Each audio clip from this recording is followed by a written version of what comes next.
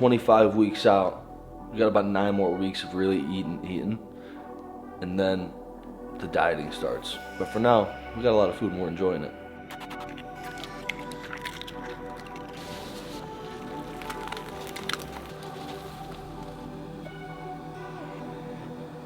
So right now life is good, and eating is easy. I'm always hungry still, which is good, and I have a lot of food, and I'm grateful for that, because sometimes you get into an off season and you hit this wall where you just don't want to eat anymore. I'm not really there yet. I'm kind of still enjoying the food, and my lifts are still really good. My pumps are still amazing. Got 9 weeks left of eating like this, so try and keep it as tight as we can. All right, so I just picked up the i8 from the BMW dealership, dropped it off to the body shop, finally got it back from the body shop. If you guys didn't know, I had somebody try to steal the rear wheels off of the car. So what happened was I'd have this whole side right here repainted, and then I'd have some suspension work done. But while it was in the shop, I think they overlooked the control arms must have been snapped. If you guys can hear me. The control arms must have been snapped. So I'm driving it again, I get it out of the shop, and then both the wheels in the back started acting funny, and both the control arms in the rear actually snapped.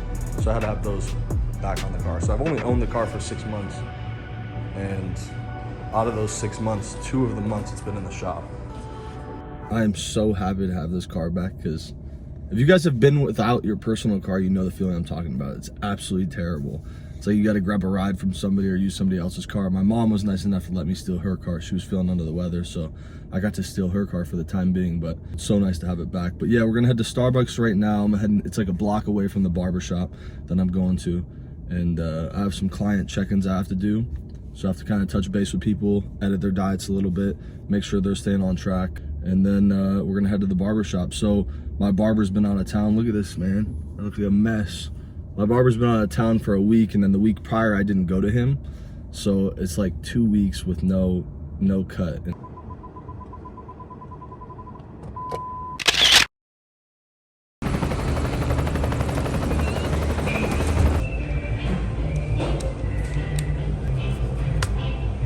And now we're about to get cracking on some clients.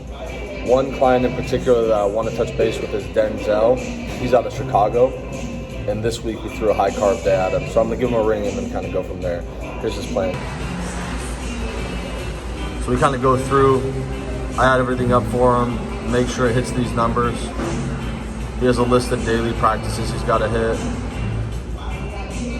There it is. His cardio goals, supplements, and then his workouts. So he'll touch base with me today, let me know how the week went, and then we'll go from there.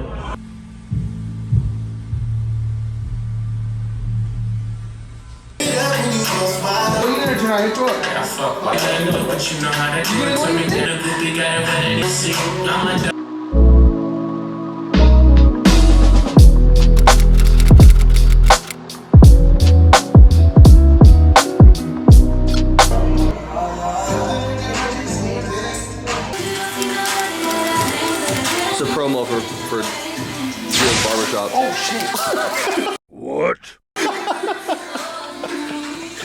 All right, so we just finished up at the barber shop. It feels good to finally get cleaned up a little bit.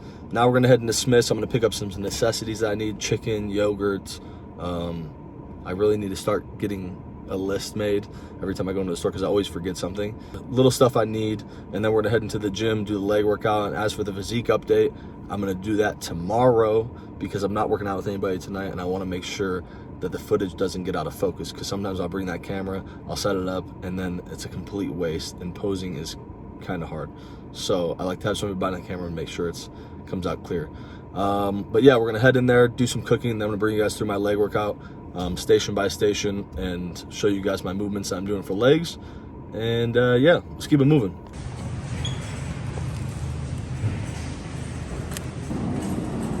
Go-tos.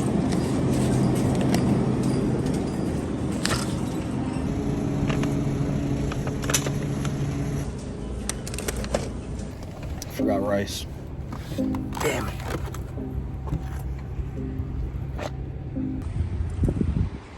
Like I was saying about that list, huh? That's why I always forget rice, because I buy this bag. 20 pounds.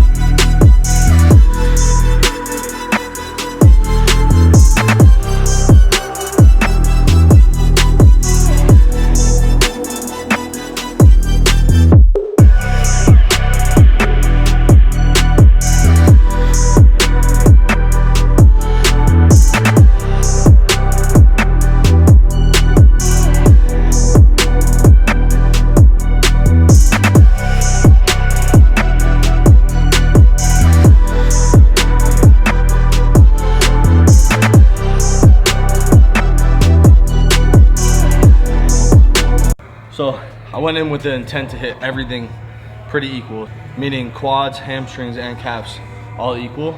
But at the end, if you notice my calf routine, I always start with seated calf. It's a must-hit movement, and I always start with that. And then I went to the leg press and did them off of that. But I want you guys to notice something. On my standing calves off of the Smith machine, the way I did them, so I warmed up real light with a plate, and I went through 2 sets of 30, right? So I actually started with the bar, then I went to a plate, did 30, then I went to 2 plates. And what I did there was I went straight up to where I got to a sticking point in the movement. Then I bend the leg, force my knees and my shin forward, squeezing this lower part of the calf right here, and then I lock out at the top of the movement. Once you're locked out at the top of the movement, you come down really, really, really slow. Try and touch your heels to the ground and do the exact same thing again. Come up, shove your shins forward, lock your legs out again, stretch the calves again.